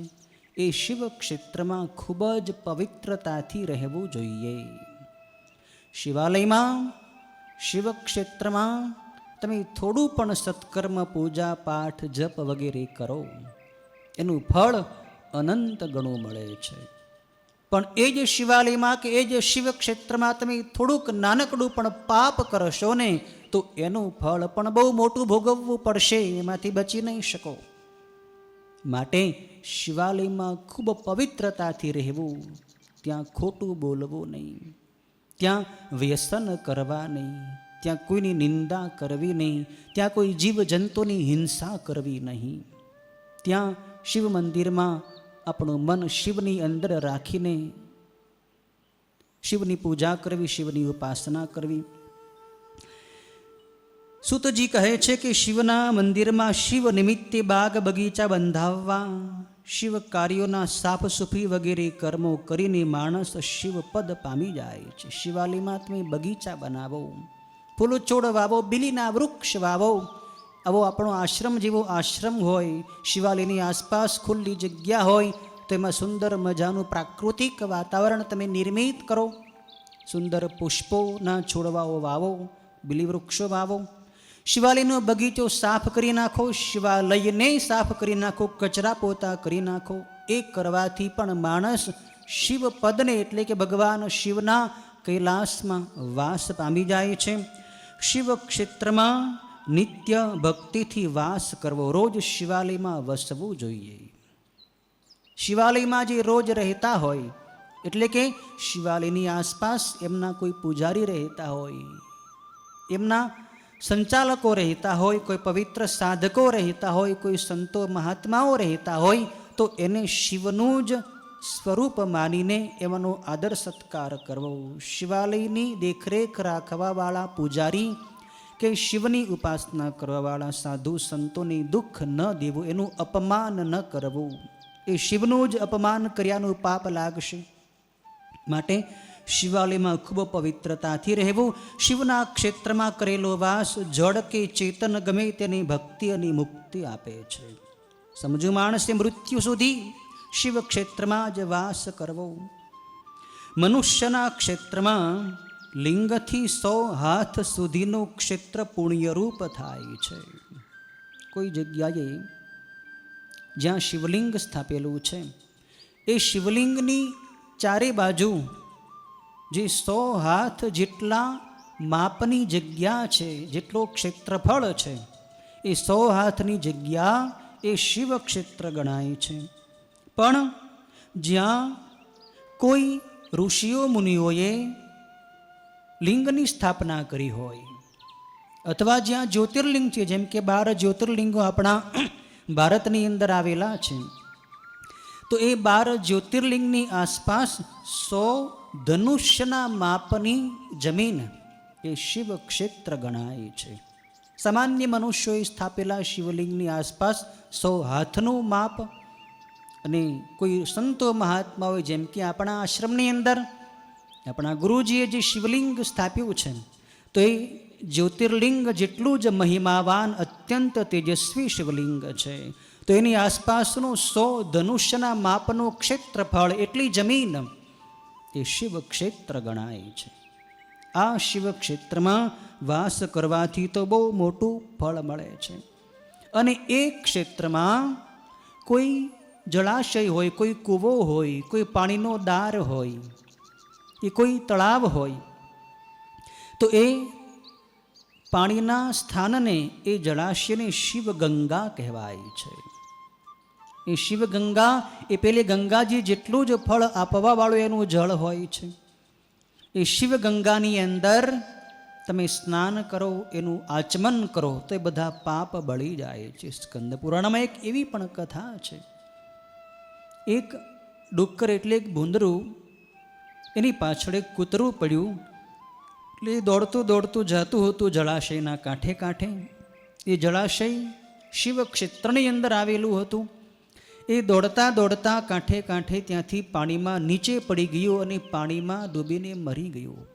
પણ એ શિવ તીર્થની અંદર, શિવ ગંગાની અંદર એનું મૃત્યુ થયું, એટલે એનો શિવલોકની અંદર વાસ થયો. આવા ક્ષુદ્ર, આવા તુચ્છ પ્રાણીઓ પણ આ શિવ ક્ષેત્રની અંદર આવેલા જળાશયમાં, શિવગંગામાં મૃત્યુ પામવાથી મોક્ષ મેળવી લેતા હોય, તો મનુષ્યો જો ભાવથી આ શિવગંગાનું આચમન કરે, એમાં સ્નાન કરે, એનાથી ભગવાનને અભિષેક, એની પૂજા કરે, તો એને મુક્તિ કેમ ન મળે? મળે જ, પણ શ્રદ્ધા હોવી જોઈએ. અહીં શિવ ક્ષેત્રનું વર્ણન બતાવ્યું છે, શિવ તીર્થોનું વર્ણન બતાવ્યું છે, અને શિવની રાત્રિની પૂજાનું પણ આ અધ્યાયની અંદર વર્ણન કર્યું છે. 12મા અધ્યાયમાં શિવના તીર્થ ક્ષેત્રોનો મહિમા બતાવ્યો છે. સૂતજી ઋષિઓને જણાવે છે કે આ પૃથ્વી 50 કરોડ યોજન ચોરસ વિસ્તારવાળી છે. તેમાં અનેક પર્વતો, જંગલો અને વનો આવેલા છે. તે પૃથ્વી ભગવાન શિવની આજ્ઞાથી જ લોકોને પોતાની ઉપર હરવા ફરવા દે છે. શિવની જે આજ્ઞાથી લોકોને ધારણ કરે છે, ત્યાં ત્યાં વસતા લોકોના મોક્ષ માટે પ્રભુ મહાદેવે કૃપા કરીને ત્યાં શિવ ક્ષેત્રો બનાવેલા છે. મનુષ્ય સ્નાન, દાન, જપ, હોમ વગેરે સદાય તીર્થ ક્ષેત્રમાં જ કરવા જોઈએ. જો મનુષ્ય આ ભારત દેશમાં મૃત્યુ પામે છે, તો સ્વયંભૂ બ્રહ્મદેવના સ્થાનમાં વાસ કરીને ફરી તે મનુષ્યપણું પામે છે. ભારત દેશનો મહિમા જેટલો બધો છે, ભારત કોઈ સામાન્ય દેશ નથી, કોઈ સામાન્ય જમીન નથી. અહીં ઋષિ મુનિઓની આ ભૂમિ છે. અહીં ભગવાનના અવતારો થયા છે. અહીં સંતો મહાત્માઓએ તપશ્ચર્યા કરી છે. અહીં આ યોગીઓ, અનેક સિદ્ધો, અનેક પતિવ્રતા સતી નારીઓ થયા છે, જેમણે આ ભારતની ભૂમિની તીર્થ બનાવી દીધી છે. અહીંયા કોઈ માનવ મૃત્યુ પામે તો એ બ્રહ્માજીના બ્રહ્મલોકમાં જેને પછી એનું પુણ્ય પૂરું થાય ત્યારે વળી પાછો મનુષ્ય બને છે. પવિત્ર ક્ષેત્રમાં વાસ કરીને લગારે પણ પાપ કરવું નહીં, કારણ કે તીર્થ ક્ષેત્રમાં કરેલું પાપ વજ્રની જેમ દ્રઢ થઈ જાય છે. તીર્થમાં તો સદાય સંયમથી રહેવું. મનુષ્ય કોઈ પણ ઉપાય પુણ્ય ક્ષેત્રમાં વાસ કરવો. અહીં અનેક નદીઓ જે ભારતની ભૂમિને પવિત્ર કરતી કરતી અહીં વહી રહી છે, એમના નામ બતાવ્યા છે અને એનો મહિમા બતાવ્યો છે. જેમ કે શતદ્રુ નદી, સરસ્વતી નદી, ગંગા નદી, નર્મદા, તમસા, રેવા, ગોદાવરી, કૃષ્ણાવેણી, તુંગભદ્રા, સુવર્ણમુખરી, પંપા નદી, શ્વેત નદી, કાવેરી નદી, આ બધી અનેક નદીઓ છે જેના કિનારા ઉપર અનેક શિવાલયો છે, અનેક તીર્થો આવેલા છે. એ તીર્થો પવિત્ર કરવાવાળા છે. એનું પુણ્ય પણ અલગ અલગ પ્રાપ્ત થાય છે. એ સિવાય અનેક અરણ્યો, જેમ કે નૈમિષારણ્ય, બદ્રિકાશ્રમ, આવા બધાય અરણ્યો, જ્યાં જંગલો છે, ત્યાં પણ મહાત્માઓએ ઋષિઓએ તપ કર્યા છે. ત્યાં વસવાથી બ્રહ્મલોક વગેરે ઉચ્ચ લોકોની પ્રાપ્તિ થાય છે. કેદાર ક્ષેત્રનું પાણી પીવાથી અને એમાં સ્નાન કરવાથી મનુષ્ય જ્ઞાન પામી જાય છે. કેદાર ભગવાન શિવનું બહુ ઊંચામાં ઊંચું તીર્થ ક્ષેત્ર છે, જ્યાં કેદારનાથ મહાદેવ આવેલા છે, જ્યાં ભગવાનનું કેદારેશ્વર શિવલિંગ આવેલું છે.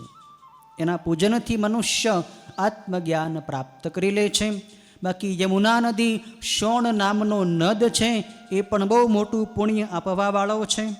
તામ્રપર્ણી અને વેગવતી નદી પણ બ્રહ્મલોક રૂપી ફળ આપવાવાળા છે. પછી આગળ સદાચારનો મહિમા બતાવ્યો છે કે મનુષ્ય હંમેશા સારું આચરણ કરવું, બધાની અંદર શુભ ભાવના રાખવી, બહારથી અને અંદરથી પવિત્ર રહેવું, નિત્ય સ્નાન કરવું, વસ્ત્ર પણ પવિત્ર ધારણ કરવા, બોલવામાં પવિત્રતા, દ્રષ્ટિમાં પવિત્રતા, સાંભળવામાં પવિત્રતા, જમવામાં પવિત્રતા, જલપાન કરવામાં પવિત્રતા. બહારથી તમે આવી પવિત્રતા રાખશો તો તમારું મન પવિત્ર થશે. જેના તેના હાથનો તમે ખાવ, જેના તેના હાથના પાણી પીવો, ગમે ત્યાં સૂઈ જાઓ, ગમે ત્યાં હરો ફરો, તો તમારું મન શાંત થાય ન થાય.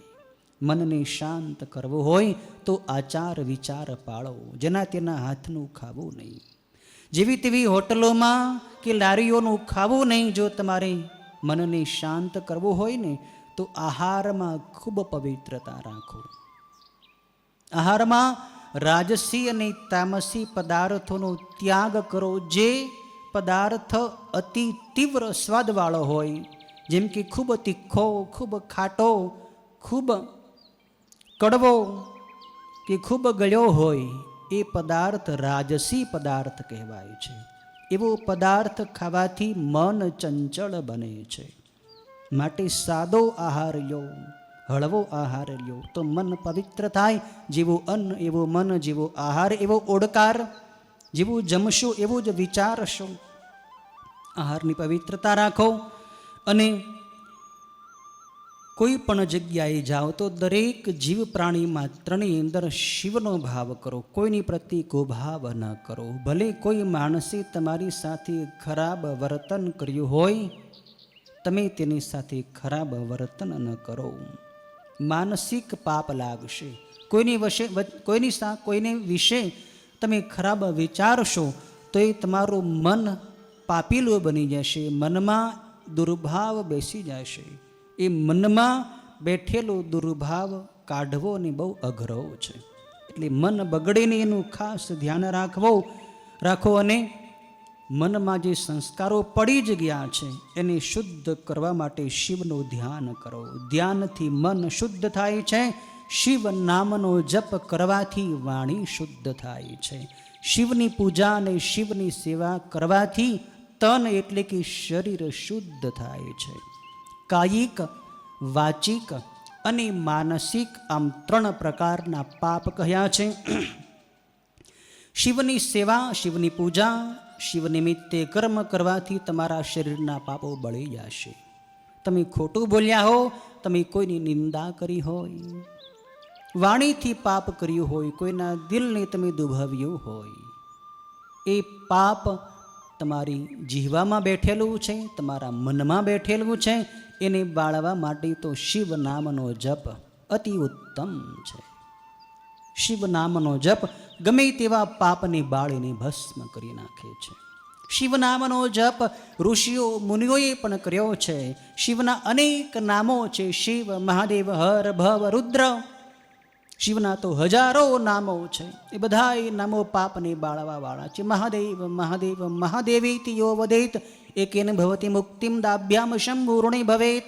એકવાર મહાદેવ બોલવાથી બધાય પાપ બળી જાય.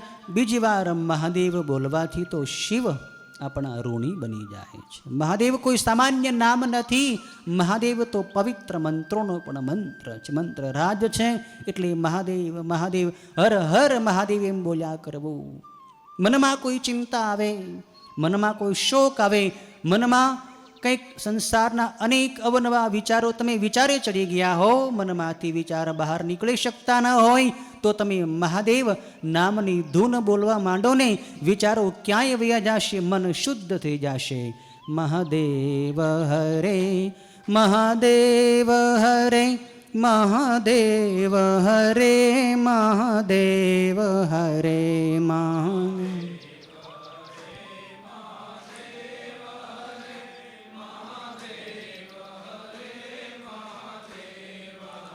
હે મહાદેવ હરે મહાદેવ હરે મહાદેવ હરે મહાદેવ હરે.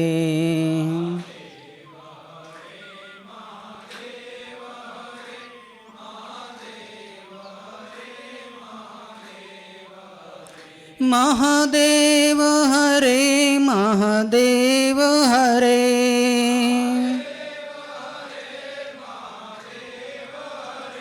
મહાદેવ હરે મહાદેવ હરે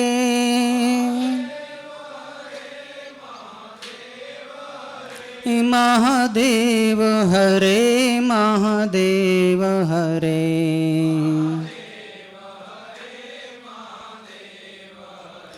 મહાદેવ હરે મહાદેવ હરે.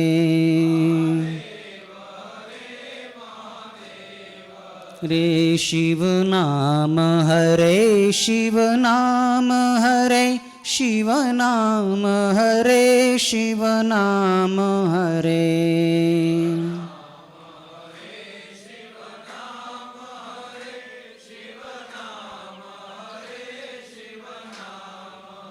હે શિવ નામ હરે શિવ નામ હરે શિવ નામ હરે શિવ નામ હરે.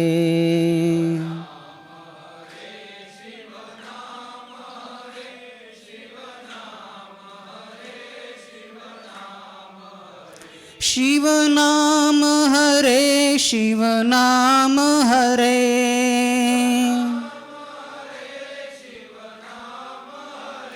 શિવ નામ હરે શિવ નામ હરે.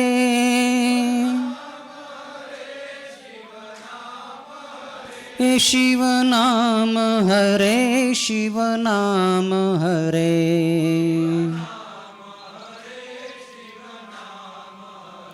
શિવ નામ હરે શિવ નામ હરે.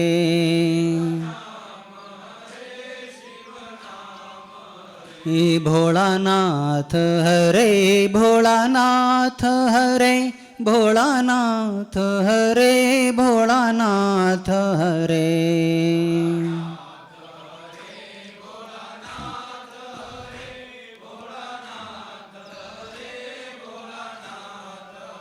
હે ભોળાનાથ હરે ભોળાનાથ હરે ભોળાનાથ હરે ભોળાનાથ હરે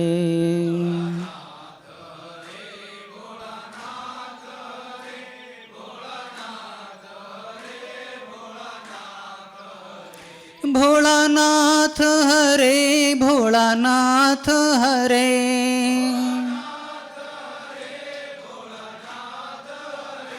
ભોળાનાથ હરે ભોળાનાથ હરે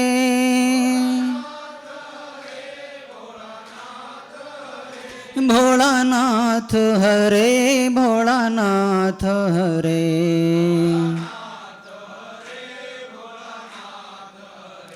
ભોળાનાથ હરે ભોળાનાથ હરે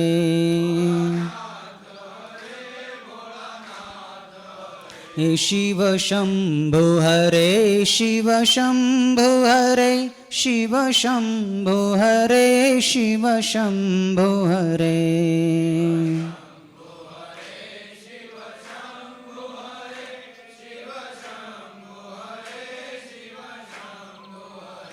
શિવ શંભુ હરે શિવ શંભુ હરે શિવ શંભુ હરે શિવ શંભુ હરે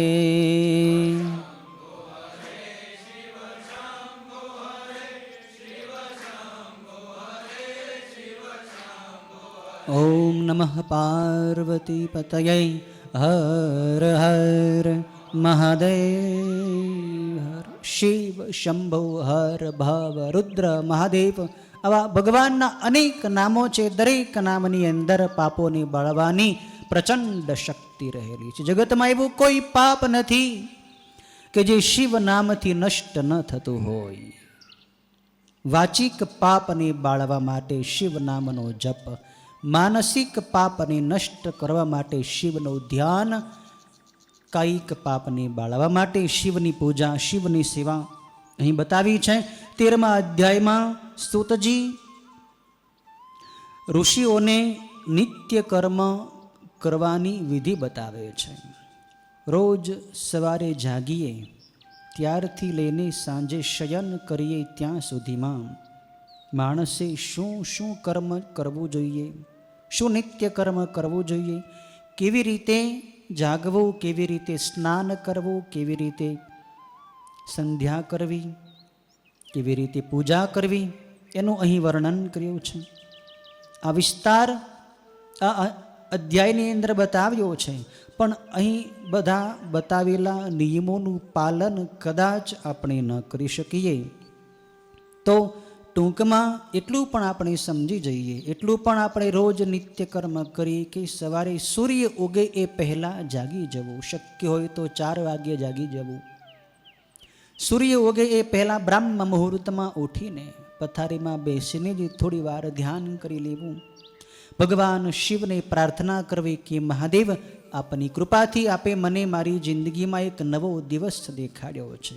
આ જગતમાં એટલા ઘણા જીવો એવા છે કે જેને આજનો નવો દિવસ, આજનો સૂર્ય કદાચ દેખાઈ નહીં શકે, કદાચ એ રાત્રિમાં જ મૃત્યુ પામ્યા હશે. પણ મને આપે બચાવ્યો છે, મને આપે જીવાડ્યો છે, મને આપે જગાડ્યો છે. આપની કૃપાથી મને વહેલા આપે જગાડ્યો છે. આપ એવી કૃપા કરો કે આખો દિવસ મારું મન આપના સ્વરૂપની અંદર લાગેલું રહે, મારાથી કોઈ પાપ ન થાય. ભગવાનને એવી પ્રાર્થના કરી ભૂમિ માતાને, ધરતી માતાને વંદન કરો. ધરતી આપણી માં છે, એના ઉપર આપણે પગ મૂકીએ, એના ઉપર આપણે જાડો પેશાબ કરીએ, પણ છતાંય આપણી માં છે ને, એ આપણને કાંઈ વઢતી નથી, આપણને દંડ દેતી નથી. પૃથ્વી બધું સહન કરે છે. પૃથ્વીમાં સહનશીલતા અને ધીરજ આ બંને મહાન ગુણ છે. તમે પૃથ્વીની વંદના કરો, પૃથ્વી માતા તમારા દોષોને ચૂસી લેશે. હંમેશા પૃથ્વીના સંપર્કમાં રહો. આજે માણસ પૃથ્વીને છોડતો જાય છે. બહુમાળી મકાનમાં રહે, ઊંચા ઊંચા બંગલાઓમાં. પૃથ્વીનો સંપર્ક કપાઈ ગયો. બેસે તો એ ખુરશી ઉપર બેસે, જમવા બેસે તો એ ડાઇનિંગ ટેબલ ઉપર બેસે.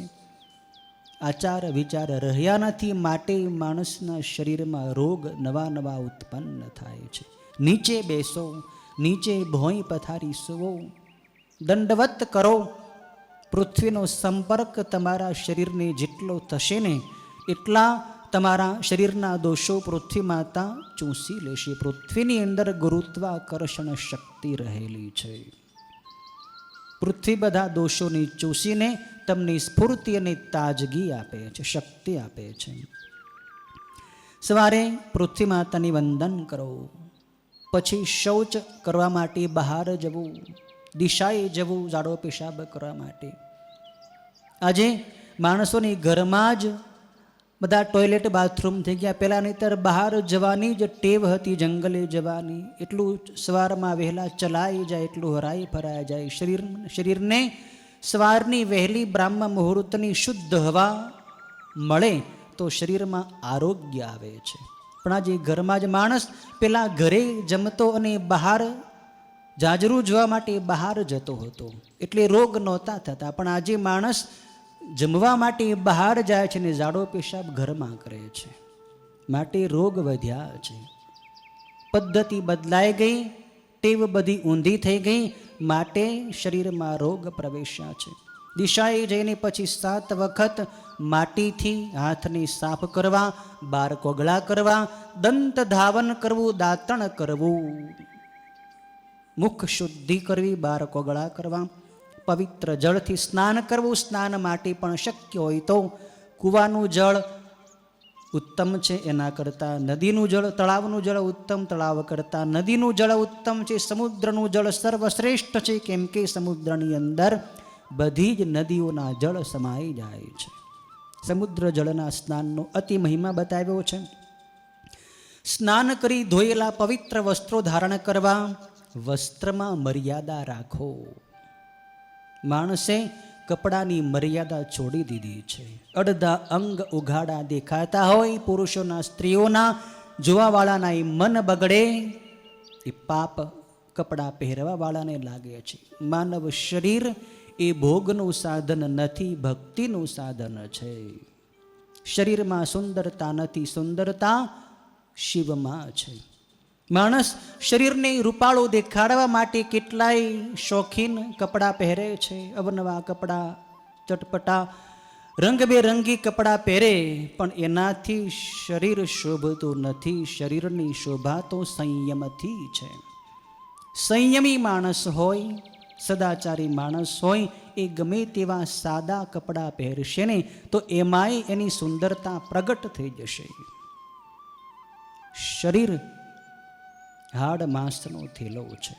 શરીર વ્યાધિનું, રોગોનું મંદિર છે. શરીરને ગમે એટલું શણગારશો, શરીર અપવિત્ર જ રહેવાનું છે. ગમે એટલા સુગંધી સાબુથી, અત્તર તેલ ફૂલેલથી તમે શરીરને નવરાવશો, ચોળશો, એની ઉપર ફુવારા છાંટશો, કલાક 2 કલાકમાં પરસેવો વળશે, શરીર પાછું ગંધાઈ જશે.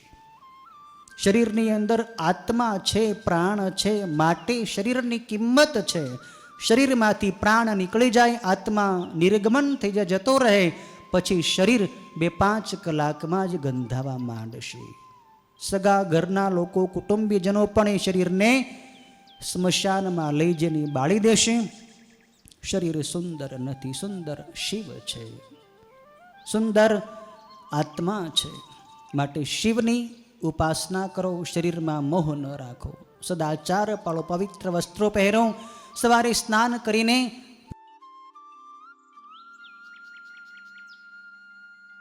વંદન કરો. દ્વિજ પુરુષ જે હોય, બ્રાહ્મણ, ક્ષત્રિય અને વૈશ્ય, આ ત્રણેય વર્ણના લોકોની સંધ્યા કરવાનું વિધાન બતાવ્યું છે. સંધ્યાથી પાપ બળે છે, સંધ્યાથી ચિત્ત શુદ્ધ થાય છે, સંધ્યાથી પરમાત્માની સાથે આપણા ચિત્તનું અનુસંધાન થાય છે, ચિત્ત નિર્મળ બને છે. સંધ્યા પાપને બાળવાવાળી છે, પવિત્ર કરવાવાળી છે. કદાચ સંધ્યા તમને ન આવડે તો ભસ્મ લગાડીને પછી 3 વખત આચમન કરો. ઓમ ભૂ પુનાતુ, ઓમ ભુવઃ પુનાતુ, ઓમ સ્વઃ પુનાતુ. પછી મસ્તક ઉપર દર્ભની પોળીથી અથવા આચમનીથી પ્રોક્ષણ કરો. અપવિત્ર પવિત્રો વા સર્વાવસ્થામ ગતો પીવા યહ સ્મરેત પુંડરીકાક્ષમ સબાહ્યાભ્યંતર શુચિ માર્જન કરીને પછી 3 વખત સૂર્ય ભેદન પ્રાણાયામ કરો. આપણે પાર્થિવ લિંગની પૂજામાં જે પ્રાણાયામ કરીએ છીએ એવો પ્રાણાયામ સંધ્યામાં પણ કરવાનો હોય છે 3 વખત.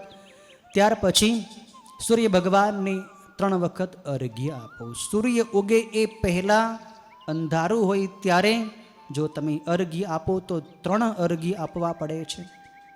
પણ જો મોડું થઈ જાય, સૂર્ય ઉગી જાય તો એની શિક્ષા તમને ભોગવવી પડે છે, એનો દંડ ભોગવવો પડે. એના માટે દંડનો 1 અર્ઘ્ય વધારે આપવાનો, 4 અર્ઘ્ય આપવાના છે. તમારા ઘરે તુલસીનો ક્યારો હોય, બિલીનું વૃક્ષ હોય, એના થડમાં સૂર્ય ભગવાનની અર્ઘ્ય આપો. લોટીની અંદર જળ ભરીને એમાં ચંદનવાળું પુષ્પ અને અક્ષત પધરાવી ગાયત્રી મંત્ર બોલતા બોલતા અર્ઘ્ય ચડાવો. અર્ઘ્ય ચડાવ્યા પછી ગાયત્રી મંત્રનો ઓછામાં ઓછો 12 વખત જપ કરો. આખી ગાયત્રી મંત્રની માળા ફેરવો તો ઉત્તમ વાત છે. 12 વખત મંત્ર તો બોલો જ. આ સંધ્યા થઈ ગઈ. ટૂંકમાં સંક્ષિપ્ત સંધ્યા કળિયુગના મનુષ્યો માટે. સંધ્યા કર્યા પછી નિત્ય શિવ પૂજા કરો. ષોડશોપચાર શિવ પૂજા થાય તો ઉત્તમ વાત છે. કદાચ સમય ન મળે તો શિવને જળ ચડાવો, પુષ્પ, બિલીપત્ર, અગરબત્તી, દીવો અને થોડીક પ્રસાદી ધરી લો. 10 મિનિટ થશે. ભગવાને આપણને દિવસની 24 કલાક આપી છે. આપણે ભગવાનને માટે 10 મિનિટ પણ ન આપી શકીએ. શિવ પૂજા અવશ્ય કરો. ઓમ નમઃ શિવાયની 5 માળા નિત્ય ફેરવો. શિવનું થોડુંક ધ્યાન કરો. આટલો નિત્ય કર્મ તો કરો જ. વ્યવસાયમાં એવો વ્યવસાય કરો જેમાં પાપ ન થાય, કોઈને દુઃખ ન થાય, કોઈ જીવોની હિંસા ન થાય, કોઈની વસ્તુ ચોરાઈ ન જાય જાણતા જાણતા, ભ્રષ્ટાચાર ન થાય એવી નોકરી કરો, એવો ધંધો, એવો વેપાર કરો કે જેમાં અણહકનું ધન ન આવે. સાંજે પણ સૂર્યાસ્ત સમયે ભગવાન શિવની સંક્ષિપ્ત પૂજા કરો, શિવની આરતી કરો, શિવનું થોડુંક ધ્યાન કરો. ઓમ નમઃ શિવાયની 5 માળા જપો. સૂક્ષ્મ આહાર લો, પવિત્ર આહાર લો અને રાત્રે પણ શિવનું સ્મરણ કરતાં કરતાં ઓમ નમઃ શિવાયનો જપ કરતાં કરતાં સૂઈ જવું. કોઈને દુઃખ દેવું નહીં, કેમ કે દરેકની અંદર શિવ અને શક્તિનો વાસ છે. દરેક પુરુષ એ શિવનું સ્વરૂપ છે, દરેક સ્ત્રી એ શક્તિ ભગવતી પાર્વતીનું સ્વરૂપ છે. શિવ શક્તિમય જગતને જોઈને જગતની સાથે પવિત્ર વ્યવહાર કરો. આ સદાચાર છે. ગૃહસ્થીઓએ આવી રીતે પોતે નીતિ ન્યાયથી ધન કમાવવું જોઈએ. બ્રાહ્મણોએ લોકોને વૈદિક કર્મકાંડ કરીને એનાથી જે દક્ષિણા રૂપે ધન ઉપાર્જિત થાય એના વડે આજીવિકા ચલાવવી. ક્ષત્રિયે પોતાની પ્રજાનું પાલન પોષણ કરવું અને પ્રજાની પાસેથી જે કરવેરા મળે એનાથી જીવન ચલાવવું. વૈશ્ય ખેતી, વેપાર અને ગોપાલન કરવું, ગાયોની સેવા કરવી, ખેતી કરવી અને વેપાર કરવો નીતિ ન્યાયથી, એના વડે એને જીવન નિર્વાહ ચલાવવો. શુદ્રે અન્ય વર્ણોની સેવા કરવી. સેવા કરતાં કરતાં જ એને પણ અંતઃકરણની શુદ્ધિ દ્વારા જ્ઞાનની પ્રાપ્તિ થઈ જશે. સ્ત્રીઓએ, બહેનો, માતાઓએ પતિની સેવા, ઘરના કુટુંબીજનોનું રક્ષણ, પાલન, પોષણ કરવું એ એનું કર્તવ્ય છે. પુત્રે માતા પિતાની સેવા, શિષ્ય ગુરુની સેવા કરવી, નાગરિકોએ દેશની સેવા કરવી, ધનવાનોએ ગરીબોની સેવા કરવી. સેવા કરવા માટે માણસનું શરીર છે, ભોગ માટે નહીં. તમારી પાસે તમારી આવશ્યકતા કરતાં, જરૂરિયાત કરતાં જે કાંઈ ધન, સંપત્તિ, શક્તિ વગેરે વધારે છે એ બીજા માટે છે. ઉદાર બુદ્ધિથી એને જગતના હિત માટે વાપરો, તમારું કલ્યાણ થશે. આ સદાચાર છે. 14મા અધ્યાયમાં સૂતજીએ 5 યજ્ઞો વિશે વાત કરી છે અને ભગવાન શિવે જે 7 વાર બનાવ્યા છે એ વાર વિશે વાત. રવિવાર, સોમવાર, મંગળ, બુધ, ગુરુ, શુક્ર, શનિ 7 વારો કોણે બનાવ્યા? મહાદેવે જ બનાવ્યા છે. અને એ 7 વારોના દિવસે શિવની અલગ અલગ ઉપાસના કરો. અલગ અલગ દેવી દેવતાઓની ઉપાસના કેમ કરવી એ અહીં વિસ્તારથી વર્ણવ્યું છે. પણ દરેક વારે તમે શિવની પૂજા કરો તો બધાય દેવતાઓની પૂજા થઈ ગણાય છે. અન્ય વિધિ વિધાનમાં પડવાની જરૂર નથી. શિવની પૂજા એ જ મોટામાં મોટું વિધિ વિધાન છે. શુભ ફળ ઈચ્છતા મનુષ્યોએ દરેક દિવસે શક્તિ પ્રમાણે હંમેશા શિવ પૂજન કરવું. અને તમારાથી શક્ય એટલો પરોપકાર કરો. જળાશયો બંધાવો, વૃક્ષો વાવો, પરબ બંધાવો, ગૌશાળાઓ બનાવો, અનાથ આશ્રમો બનાવો, આરોગ્ય મંદિરો બનાવો. તમારી પાસે ભગવાનની કૃપાથી ધન હોય તો ધનનો દીનજનોની સેવા માટે સદુપયોગ કરો. આ કરવાથી ધનના દોષ મટી જશે, ધન શુદ્ધ થશે. ધન શુદ્ધ થશે તો એના વડે જે અન્ન ખરીદો એ અન્ન શુદ્ધ થાય. શુદ્ધ અન્નથી મન શુદ્ધ થાય. અને સત્વ શુદ્ધિ ધ્રુવા સ્મૃતિ. સત્વ એટલે અંતઃકરણ શુદ્ધ થાય તો પરમાત્માની સ્મૃતિ તમારા ચિત્તમાં અટલ અને સ્થિર રૂપે રહી શકશે. માટે ધનની શુદ્ધિ અહીં બતાવી છે. એ શુદ્ધિ કરીને આખરે તો આપણે પરમાત્મા શિવની અંદર ભળવું છે. માટે આચાર વિચારનું પાલન કરો, નિત્ય કર્મ દરરોજ કરો અને શિવની ભક્તિ કરો તો ચોક્કસ કલ્યાણ થશે. ઓમ પૂર્ણમદ પૂર્ણમિદમ પૂર્ણાત પૂર્ણમુદચ્યતે પૂર્ણસ્ય પૂર્ણમાદાય પૂર્ણમેવાવશિષ્યતે.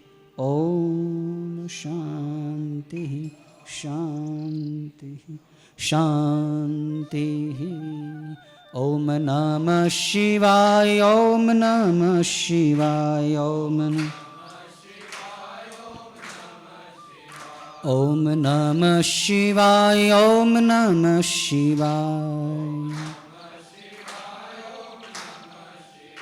ઓમ હર હર ભોલે નમઃ શિવાય. ઓમ હર હર ભોલે નમઃ શિવાય.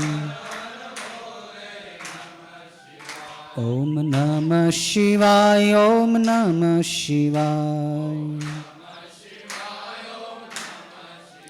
ઓમ નમઃ શિવાય. ઓમ નમઃ શિવાય. ઓમ હર હર ભોલે નમઃ શિવાય. ઓમ હર હર ભોલે નમઃ શિવાય. ઓમ નમઃ શિવાય. ઓમ નમઃ શિવાય. ઓમ નમઃ શિવાય. ઓમ નમઃ શિવાય. ઓમ હર હર ભોલે નમઃ શિવાય. ઓમ હર હર ભોલે નમઃ શિવાય. ઓમ નમઃ શિવાય. ઓમ નમઃ શિવાય. ઓમ નમઃ શિવાય. ઓમ નમઃ શિવાય. ઓમ હર હર ભોલે નમઃ શિવાય. ઓમ હર હર ભોલે નમઃ શિવાય. ઓમ હર હર ભોલે નમઃ શિવાય. ઓમ નમઃ શિવાય. ઓમ નમઃ શિવાય. ઓમ નમઃ શિવાય. ઓમ નમઃ શિવાય. ઓમ હર હર ભોલે નમઃ શિવાય. ઓમ હર હર ભોલે નમઃ શિવાય. ઓમ નમઃ શિવાય. ઓમ નમઃ શિવાય. ઓમ નમઃ શિવાય. ઓમ નમઃ શિવાય. ઓમ નમઃ શિવાય. ઓમ નમઃ શિવાય. ઓમ હર હર ભોલે નમઃ શિવાય. ઓમ હર હર ભોલે નમઃ શિવાય. ઓમ નમઃ પાર્વતી પતયે હર હર મહાદેવ.